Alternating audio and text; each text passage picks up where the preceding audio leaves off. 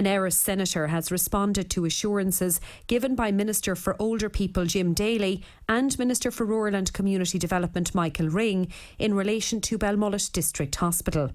Minister for Mental Health and Older People Jim Daly told the Dáil yesterday evening that Belmullet District Hospital will not be downgraded under his watch. It comes as concerns over the facility and Áras Thurvla were raised by Fianna Fáil Deputy Leader Mayo TD Dara Calleary yesterday on a topical issue. Minister Daly said that there will be no downgrading of facilities for older people while he is in office, and that includes Belmullet. However, he said he cannot stand over staff being allocated to empty beds if that is proven to be the case. Minister Daly has also confirmed that he will visit the hospital at the end of this month or in the very early days of July. The assurances from Minister Daly were welcomed this morning by Minister for Rural and Community Development Michael Ring. He says this is a case of some people trying to make political gain out of a situation that is simply not happening.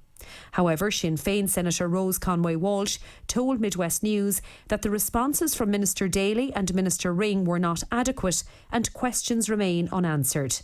She says she wants to know if there will be 20 beds in place at Belmullet District Hospital at the end of this process, and also why GPs cannot make referrals to the hospital, and further to that, why referrals cannot be made from the emergency department at Mayo University Hospital to Belmullet.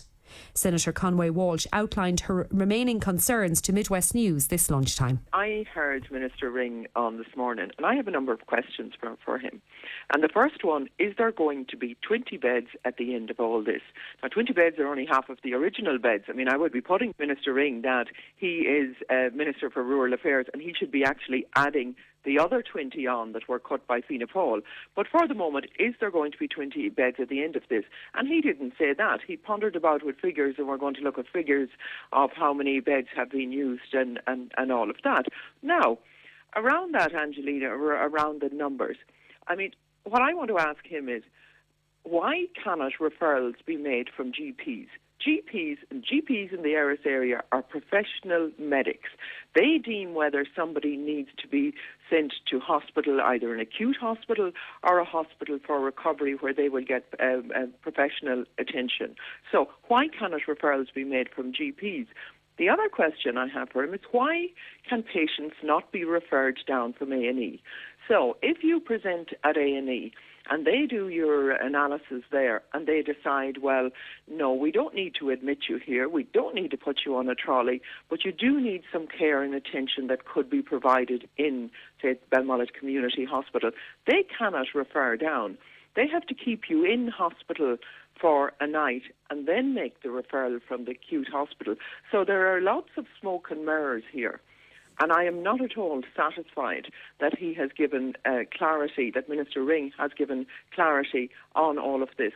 There are also a number of other questions. I mean, does he think that 2 respite beds are enough for the whole of Erris?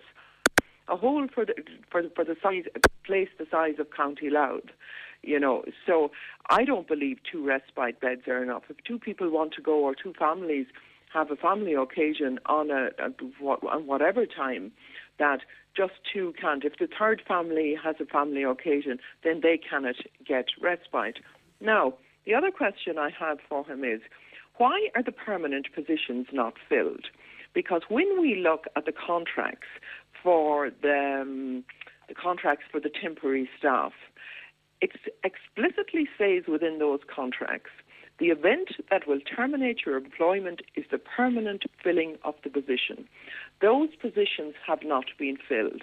Why have they not been filled? Why can they not be filled now?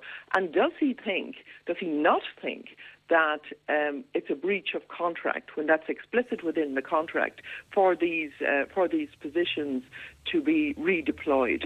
They don't even know where they're going to be redeployed to, whether they're going to be sent to Achill, to Westport, to Castlebar, wherever it might be. The staff got text messages. Does he think that it's good enough to send staff who have been loyal, hard-working staff within the hospital, to send them a text message to say you're going to be redeployed? I don't think it's good enough. Now, to be fair, Minister Daly had said in the Dáil yesterday in response to Deputy Dara O'Leary that he was waiting on Tony Canavan to provide him with the figures. There seems to be a discrepancy here where Minister Daly was quoting 12 beds and the media and yourselves have been furnished with the fact that there are 18 acute and 2 additional support beds. So there's even a discrepancy there in the information that's in the public domain at present. There is, yeah. But you see, if you don't allow for referrals to be made to a hospital, then obviously you're going to get a number of beds that aren't being filled. And if you're going to make your decisions going forward on what beds have been filled when you don't allow them to be filled, like there's a nonsense going on here. An absolute nonsense. And the question is of the 20 beds, are the 20 beds going to be there? Are they not at the end of all this?